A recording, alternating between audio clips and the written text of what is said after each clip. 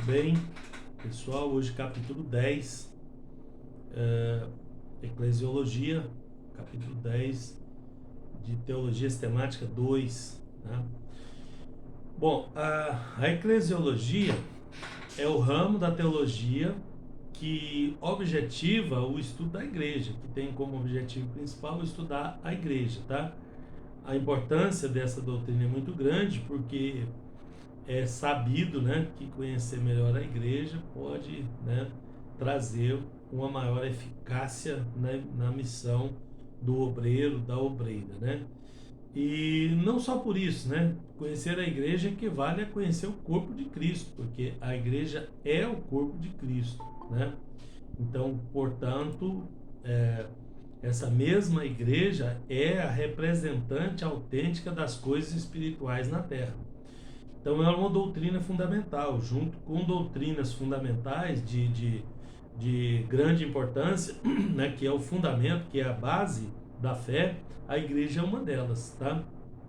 Assim como da salvação, assim como do pecado, assim como a doutrina de Deus, cristologia, essa doutrina, a doutrina da igreja, por ela ser, a igreja ser uma a representante de Deus aqui na Terra, então ela ganha uma importância muito grande, tá? Então, para vocês terem uma ideia, quando o pecador lá na casa dele, lá onde ele estiver, ele resolve vir para a igreja, né? Ele não está indo atrás do pastor, do obreiro, ou de você ou eu, né? Ele está indo atrás procurando Deus. Ele quer encontrar com Deus. Então, quando ele quer encontrar com Deus, onde ele vai? Na igreja. Por quê? Porque para ele a igreja é a representação de Deus aqui na Terra, tá? Como deve ser. E é isso mesmo, tá? Então, Paulo, o apóstolo, né, na sua primeira epístola aos gregos, ele escreveu que a igreja é retentora do ministério da reconciliação, tá? Os gregos é Coríntios, tá? Primeiro e segundo Coríntios, que é os gregos, né? Então, a igreja tem o ministério da reconciliação. Por quê? A gente trata a reconciliação na igreja como da seguinte forma: uma pessoa aceita Jesus na igreja ou qualquer lugar, no culto, aí ele desvia, aí é reconciliar. Mas se ele nunca pertenceu à igreja, nós tratamos, nós, pessoas, tratamos ele como uma pessoa que vem a Jesus, não um reconciliado, né? Como um novo convertido, dá outro nome, menos reconciliação. Mas isso é errado, porque o pecado separa o homem de Deus. Qualquer pessoa que vier a Deus é o reconcílio. Então, quando Paulo fala lá aos Coríntios que a igreja tem o ministério da reconciliação, é porque o ministério da reconciliação permite que Deus, através de Cristo, reconcilie o homem pecador com ele, tá? Com Deus, né? De voltar a Deus. Por isso que tem esse mistério aí, que é também o ministério da reconciliação, tá? Essa palavra foi usada, né, para traduzir a expressão, uma expressão grega, né, catalag, que significa mudança, né? Que é aquela conversão, é mudar de direção, é mudar, né? Pegar uma nova direção, pegar um novo caminho, né? Mudar o caminho, tá? Aquele antigo estado de perdição, né? Do qual o homem se encontrava, que agora convertido a Cristo, né? Foi substituído por um outro, uma nova criatura, tá? E é o estado da salvação, é um estado de bem-aventurança. Bem-aventurado é aquele que alcança esse estado aí, né? De reconciliação. Então, os convertidos foram reconciliados com Deus, todos eles. Por isso que requer essa pequena explicação, porque senão a pessoa fica imaginando que reconciliado é só a pessoa que desviou, né? Os outros não. Mas, na verdade, toda pessoa que está longe de Deus, que nunca foi na igreja, ele está separado de Deus pelo pecado. Então, a volta dele para Deus é reconciliar, porque o estado original do homem era o estado de comunhão com Deus, e o pecado é que o separou. Então, para qualquer um, tá? Então, quando você vê a palavra reconciliação na Bíblia, não é o mesmo sentido que a gente dá para ela nas igrejas de hoje, tá? Então esse velho homem, aquele velho homem, né, caído, afastado de Deus, dá lugar a uma nova criatura, né? E é um outro estado, é uma outra circunstância aí. Os convertidos, então, eles foram, né, ou reconvertidos, né, convertido de novo, né, porque no início era em paz com Deus, né, foram reconciliados com Deus, né, então aquele estado de inimizade com Deus, e ele usou esse termo aí porque é isso que está escrito lá na Bíblia, tá, que é um estado de inimizade para com Deus. Então esse estado, a partir da reconciliação, ele é substituído por um estado de paz, ele está em paz com Deus, tá? Conforme está no livro de Romanos, lá no capítulo 5, tá? Diz, aí tem até o versículo aí no seu material impresso: tendo sido, pois, justificado pela fé, temos paz com Deus por nosso Senhor Jesus Cristo. Então, o estado de caído, o estado de separado, o estado, né, de longe de Deus, dá lugar ao novo estado, que é o estado de paz, tá? Bom, eclesiologia. Então, o que é eclesiologia? O que se deve, o que se pode comentar é que estudar as coisas concernentes à igreja, eu estou na página 109 ainda, viu? Estou indo para, não, 110 agora, no início da 110 aí, para quem chegou por último, tá? É compreender que em Cristo Jesus tem mais do que qualquer riqueza que o mundo pode oferecer. Então, em Jesus, né, no Senhor, na igreja, aí a igreja já é o lugar que dá acesso a Jesus, né? Vamos dizer assim, a porta que leva para ele, né? Então, estudar a igreja é estudar essa parte, né? A pessoa que tem Jesus, ele tem mais do que qualquer riqueza desse mundo aí, tá? O mundo e a sua cobiça e as suas riquezas, as coisas que ele pode oferecer, que às vezes não é só riqueza, né? Passam, isso tudo passa. Mas o que faz a vontade de Deus permanece para sempre. Olha que coisa linda que é isso, né? Então o mundo, com as suas concupiscências, com as suas cobiças, com o que ele tem a oferecer, isso tudo passa, tá? Mas os que confiam no Senhor, o que faz a vontade de Deus, permanece para sempre, tá? Tem muitos versículos falando disso aí, né? No Salmo fala que são como os montes de Sião, né? Então você vai saber esse versículo lá no final da Bíblia, lá no início, no Velho, no Novo Testamento, mostrando essa firmeza, né, em Deus daquele que nele confia, tá? É uma doutrina básica, né, fundamental aí para nós. Bom, não se deve pensar, então, olha o conceito. Conceituação é importante porque a partir do conceito é que você forma o pensamento acerca de uma doutrina, tá? Não se deve pensar na igreja como uma construção, como um edifício de tijolo, de alvenaria, de cimento, tá? Nós temos que pensar no conceito de igreja como que é mostrado para nós na Bíblia, tá? Como está lá na epístola de Paulo aos Efésios, né? Aos Efésios, capítulo 2, né? 2, versículo 22, tá? No qual todo edifício bem ajustado, ele começa comparando com o edifício, mas vocês vão ver que ele não está falando de edifício, de tijolos aí, não está falando de cimento, tá? No qual todo edifício bem ajustado cresce para o santuário dedicado ao Senhor, no qual também vós juntamente estáis sendo edificados para a habitação de Deus no Espírito.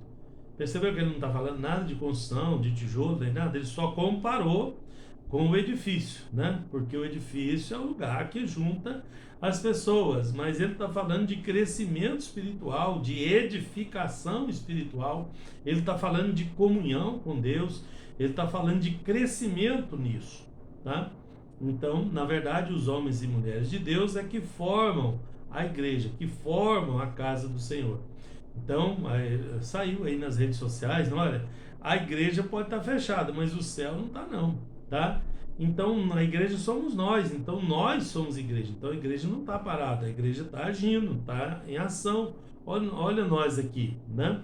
Isso aqui é a igreja viva, poderosa, é a igreja do Senhor em atividade, é essa nossa atividade aqui, é a igreja do Senhor viva e poderosa aí no mundo, crescendo como aquela construção que ele citou lá aos Efésios, tá? Isso que é a verdade. Lá, o local que nós nos encontramos é só um mero local, que pode ser um prédio qualquer.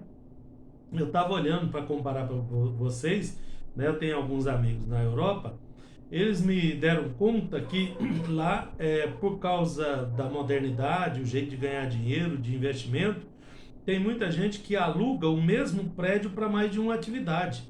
Então você vai lá num bar, né, que de dia é um bar, uma lanchonete ou uma coisa desse tipo, que não gasta muito, né, só gasta uma cozinha ali e tal. E de noite você vai lá, é uma igreja, que também não gasta muito, mas é as cadeiras ali, as mesmas cadeiras que usa de dia, usa de noite. Então o mesmo prédio é bar e é igreja. De dia ele é bar, de noite é igreja, tá? Então, para vocês terem uma ideia que essa questão do edifício, a gente às vezes fica querendo um edifício próprio, uma coisa moderna e tudo, mas é tudo do coração do homem, é tudo do homem que é possível haver né, uma igreja nessas condições que eu acabei de citar, que já existem muitas na Europa, né? Porque o imóveis custa muito caro, o aluguel é muito caro, então para facilitar, os donos podem alugar por um preço mais ameno e alugando para mais de uma atividade o mesmo espaço, tá? Tem muitos outros casos lá. Uma outra palavra que se encontra registrada lá no Novo Testamento para fazer referência à igreja, a igreja viva que nós estamos falando, né? É a expressão templo, tá? Essa expressão templo, né, sugere que Deus só habita na igreja, mas também, não só habita na igreja, mas também lá ele é louvado e exaltado, né, pela igreja, né, que somos nós. Porque quando estamos naquele espaço, né, nós somos o templo de Deus e nós adoramos a Deus, nós o louvamos, nós o exaltamos, o adoramos nos moldes que eu tenho procurado ensinar para vocês aqui, tá? E os membros saiu de lá, foi embora, pode virar bar, pode virar depósito do anticristo, pode virar o que for, mas os membros ali que são o templo que é a igreja, tá? É templo por causa dessa questão de adoração, né? Os templos foram criados para adorar a Deus, tá? Bom, eis o versículo, como na carta de Efésios, né? Capítulo 2, versículo 20, 21, né? E 22, tá? Edificados sobre o fundamento dos apóstolos e dos profetas. Olha, fundamento dos apóstolos e dos profetas, tendo Jesus como pedra angular, no qual todo edifício é ajustado e cresce para tornar-se um santuário, santo no Senhor. Enquanto os crentes estão lá, é um santuário, tá? Nele vocês também estão sendo edificados juntos para se tornarem morada de Deus por seu Espírito. Então vamos por partes. Fundamento dos apóstolos e dos profetas. O que é isso? Fundamento doutrinário. Então um edifício precisa ter um fundamento, precisa ter um alicerce. O alicerce é a base dele, é onde você edifica em cima dele, tá? Sem o alicerce não tem edificação. Se você edificar direto no chão, sem uma base, sem um fundamento, o que vai acontecer? Vai trincar as paredes, vai cair tudo, não vai ter durabilidade nenhuma, tá?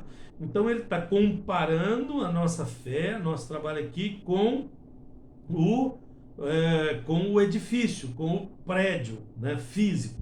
Está comparando o prédio, a igreja virtual, a igreja espiritual, com o prédio físico. É isso que ele está fazendo aqui. E ele está falando que essa igreja tem que ser edificada em cima do fundamento dos apóstolos e dos profetas. O que é isso? Olha, os profetas vêm lá com o Velho Testamento, com os rituais, com os princípios doutrinários, que todos eles apontam para o Novo Testamento, que é a doutrina dos apóstolos. Então, nessas duas coisas, não tem como você ter o fundamento dos apóstolos sem ter o dos profetas, e nem vice-versa, porque o dos profetas já acabou, aquele cerimonialismo ali já terminou, encerrou, tá, em João, né, no Batista. Então, dali para frente, agora é o fundamento dos apóstolos, né, que é a conversão das doutrinas do Velho Testamento para o Novo. E esse é o fundamento da igreja. Então, quando Jesus fundou a igreja, o que ele falou? Ele chamou Pedro, falou: Pedro, né? Por causa de uma declaração que ele tinha dado, né? A pessoa saiu, um sai outro, sai um, sai outro. A palavra de Jesus estava meio salgada naquele dia, né? Saiu uma porção. E Jesus, ao invés de chamar eles para trás, não, peraí, deixa eu mudar a conversa aqui. O que ele fez? Olhou para os que ficaram e falou: olha, e vocês não vão embora, não? Aí Pedro teve a brilhante ideia, né, de firmar a doutrina, falar: não, só o Senhor tem a palavra de vida eterna, é só o Senhor, né, é o Senhor que tem o caminho, né, com aquela palavra dele, ele estava dizendo que Jesus era a porta, que ele era o caminho, que ele era o pão da vida, que ele era o Filho de Deus, que ele era Rei dos Reis. Ele estava dizendo o que era o fundamento da igreja, que é Cristo. Não, é no Senhor que nós temos que, né, acompanhar o Senhor, tá? Então, o fundamento é essa declaração de Pedro, não é o apóstolo Pedro, porque muita gente fala: mas Jesus deu a chave, porque ele falou isso sobre, eu vou te dar a chave, né? A chave, porque a chave é a confissão de fé, né? Eu vou te dar a chave e com essa chave você entra. E as pessoas falam: não, São Pedro está lá na porta do céu com a chave para abrir a porta, ele deixa entrar quem ele quer, do jeito que ele quer. Mas não era isso que ele estava se referindo, não é o Pedro, não é o Petros, né? Não é o Simão, o Chamão, né? Ele chamava Shimão, e Jesus falou: não, você agora vai ser pedra, né? Rocha, né? Tu és Pedro, e sobre o fundamento, porque ele estava comparando a igreja com um edifício. E como é que era feito o alicerce das construções naquele tempo? Com rocha, com pedra. Então, sobre esse alicerce, sobre esse fundamento, eu vou construir a minha igreja. Foi o que Jesus disse naquele dia, tá? E tem Jesus como pedra angular. O que é a pedra angular? Isso aqui é interessante também. Hoje, com o sistema construtivo moderno, mudou bastante, né? Mas naquele tempo eles iam lá na pedreira, cortavam uma pedra cuidadosamente em ângulo de 90 graus. Primeiro ângulo de 90 graus, mas se a pessoa fosse um arquiteto, e conseguisse calcular os ângulos, ele podia mudar isso, tá? Mas o certo, né, a construção certa, quadrada ou retangular, tem que ter um ângulo de 90 graus no canto. Então ele ia lá, cortava aquela pedra lá cuidadosamente, lá na pedreira, e trazia aquela pedra para servir de base. Aquela pedra era a base da construção, assentava ela num dos cantos, aquele canto era o canto básico, né? Aqui o alicerce que vai para ali, vai com base nessa pedra angular aqui.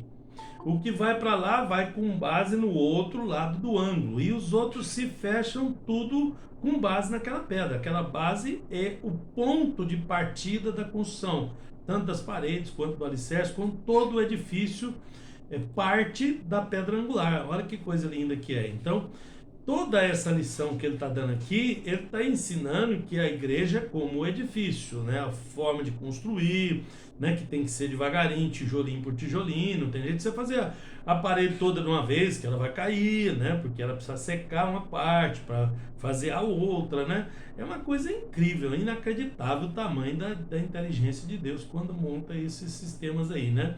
E aí ele mostra para nós que Jesus é a pedra angular, ou seja, o ponto de partida da construção é Jesus, foi nele que começou, não foi Pedro, porque aí já tem igrejas que atribuem a Pedro, né? Não, Pedro que tem a chave, é ele que, né? Ele que é a pedra angular, ele que é o fundamento. Não, o fundamento é em Cristo, o Jesus é o fundamento, e todo mundo que estiver bem ajustado com ele, alinhado com ele, vai construir direito. Mas se torcer a construção, não sair no rumo da pedra angular, pronto, já vai dar diferença no telhado, no piso, vai dar goteira, vai dar BO, né? Como diz no linguajar moderno, tá?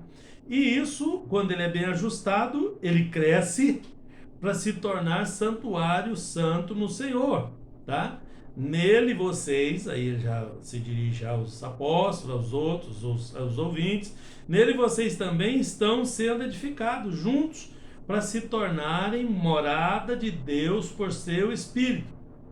Voltou lá de novo.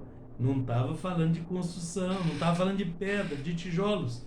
Ele estava falando da igreja espiritual, da igreja que vai morar no céu, da igreja que nós vamos explicar aqui, né? Hoje nós tiramos o tempo para isso, para falar da igreja, porque é uma doutrina importante. Então, na página 111, a igreja é a noiva de Cristo. Então, ele compara a igreja como sendo a noiva e ele o noivo, por causa do encontro que vai ter da noiva com o noivo, por causa do amor, por causa do cuidado, por causa da dedicação, por causa do interesse, por uma série de motivos. É uma comparação espiritual. É como se fosse assim. É como se fosse daquele outro jeito, tá? Então, do mesmo jeito que ele comparou a igreja com o edifício, agora ele está um pouco na sua construção, no seu desenvolvimento.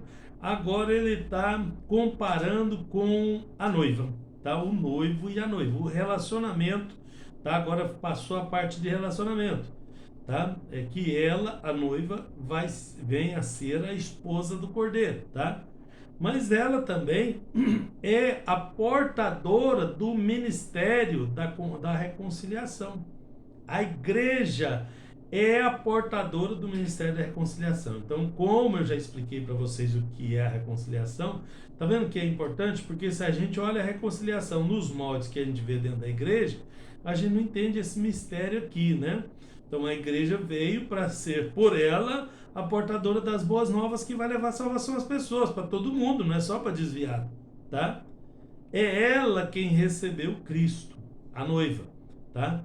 E a incumbência de dar as boas novas da salvação para edificação da noiva, né? É a própria noiva, é a própria igreja, tá? Então, é uma segunda forma da gente ver a igreja, tá? Aquele versículo que eu falei para vocês, né, de Mateus capítulo 10, 16, também eu te digo que tu és Pedro, a pedra, tá? E sobre essa pedra edificarei minha igreja, tá? As portas do inferno não prevalecerão contra ela. Olha, é importante essa parte aqui, porque Jesus é a pedra angular. Eu já expliquei para vocês que é a pedra especial, só tem uma pedra angular em cada edifício, né? No sistema construtivo antigo. Então, a construção parte dali. Os outros são todas pedras do mesmo edifício, né? E no caso, Pedro estava sendo chamado ali para ser uma pedra dessas, não a pedra angular, que é Jesus, né? Mas é fazer parte do edifício, né? Que é a igreja. Então, não era bem o Pedro, era a sua declaração, né? Aí Jesus vem falando que não, né? Em cima dessa declaração aí, né? É que eu vou edificar a minha igreja. Depois vocês lêem o trecho todo lá e tirem as conclusões de vocês, porque doutrinariamente isso é a porta nossa da pregação, tá? O crente tem que estar bem polido nessa parte aí, tá? Bom, ao ler esse versículo, muitas pessoas podem até cogitar em seus corações que devem pensar na igreja como alvo de todos os ataques demoníacos possíveis, né? A realidade da exegética aí da passagem citada acima, né, pede uma outra visão, né? E não se deve pensar na igreja como alvo de ataques demoníacos apenas, mas é também, né? Mas não só, mas deve pensar nela como aqui o Senhor Jesus instituiu, construiu, né? Fundou, que vai até onde o trono de Satanás está e o destrona, tá? É muito mais do que a gente imagina, né? O poder e o raio de ação da igreja aí, tá? No final da página 111, diz assim, ó, certo dia, no último parágrafo, indo para o lugar de oração, encontramos uma escrava que tinha um espírito pelo qual predizia o futuro, né? Ela ganhava muito dinheiro para os seus senhores com a adivinhação. Então, aí Paulo, que estava ali, viu aquela mulher que vinha atrás deles gritando, né? Ela voltou para ela e expulsou o demônio, tá? Então, aquele demônio, né? Demonstrou muito bem que conhecia. Em várias ocasiões os demônios demonstraram que conhecia Paulo, né? Conhece Jesus, Paulo eu sei quem é, né? e tudo isso, tá? Então esses espíritos malignos, eles se levantam contra a igreja também, mas essa aí teve um fim trágico, porque ela não foi expulso o demônio, né? Assim, o demônio foi, não, o fim trágico, porque para a menina foi muito bom, porque ela ficou crente, né? Mas para as pessoas que ganhavam dinheiro com ela, porque era uma casta de demônio, né? Que agia nela, e os outros endemoniados lá se beneficiava dessa ação maligna, né? Então a função da igreja ali, Paulo estava junto com os apóstolos na função de igreja, né? É que tinha a missão de libertar as pessoas para que elas possam entrar na cidade pelas portas, para que elas possam alcançar a salvação. Então o ministério da reconciliação está nas mãos da igreja. E as pessoas lá não sabem disso. Olha que grave que é. O pecador lá, ele não sabe disso. Quem é que sabe disso? A noiva, nós, os crentes. Nós é que sabemos que temos o ministério da reconciliação. E às vezes olhamos para as pessoas e transferimos para eles a responsabilidade. Não, fulano não quer saber de igreja, não. E aí, ó, a igreja aí na porta, por que ele não vai na igreja? Porque ele não sabe. Ele não sabe que a salvação dele está ali. Ele não sabe que Jesus é o caminho. Ele não sabe que Jesus é a pedra angular que eu expliquei para vocês. Ele não sabe da declaração de Pedro. Ele não sabe. Quem sabe? A noiva. Quem tem o ministério da reconciliação? A noiva. Então não é de se esperar que as pessoas venham para a igreja. Há de se esperar que a noiva vá atrás de mais adeptos, de mais membros, tá? E consiga trazê-los, arrebanhá-los, né? Com a verdade, com a palavra, tá? Então, essa é a missão da igreja. Essa é a igreja esperada, né? É a igreja projetada. Pode não ser a igreja na prática, mas é a igreja que o Senhor Jesus projetou, foi essa aí, tá? Bom, na página 112, o apóstolo Paulo era o representante do reino de Deus e da igreja naquele local, né? Como eu disse, ele já cansado daquela situação, repreendeu o demônio, e como já era de se esperar, né, pelo próprio apóstolo, as adivinhações cessaram, o reino de Deus prevaleceu, a igreja ofuscou as densas trevas. Nem sempre isso tem acontecido, porque a igreja ela tem que estar em atividade para ela ter poder e força para fazer essa ação aí, tá? Para muitos que se dedicam à fé cristã, a ideia de reino está bastante associada com a capacidade de libertação das influências diabólicas, né? O reino de Deus é poder sobre o reino das trevas, né? A igreja tem esse poder, tá? Mesmo se ela não tiver agindo exatamente assim, não está conseguindo agir assim, mas essa é a missão dela e ela tem como fazer isso, tá? No finalzinho aí, na última página, né, desse capítulo, diz que a igreja é uma instituição do Senhor Jesus, né, atuante com firmeza, a coluna da verdade para com os homens e combatente contra as potestades, que são dominações, que são poderes, né, que estão aí no ar, em todo lugar, contra principados de trevas desse século, contra hostes espirituais das maldades, né, da maldade nos lugares celestiais. Isso tudo é atribuição da igreja. Lembra que o poder emana de Deus, vem do Espírito Santo, que nós estudamos nesse material todinho aí, tá? Então o poder vem do Espírito Santo, mas é a igreja que é a executora. É a igreja que põe isso em prática. A igreja que é a noiva, tá? Então ela é a coluna da verdade, ela é o edifício de Deus. E Deus vai usar os homens que estão, as pessoas que estão dentro dessas igrejas para fazer essa grande obra aí, tá? Bom, esse era o capítulo 10, né? Não, era o 9, né? 10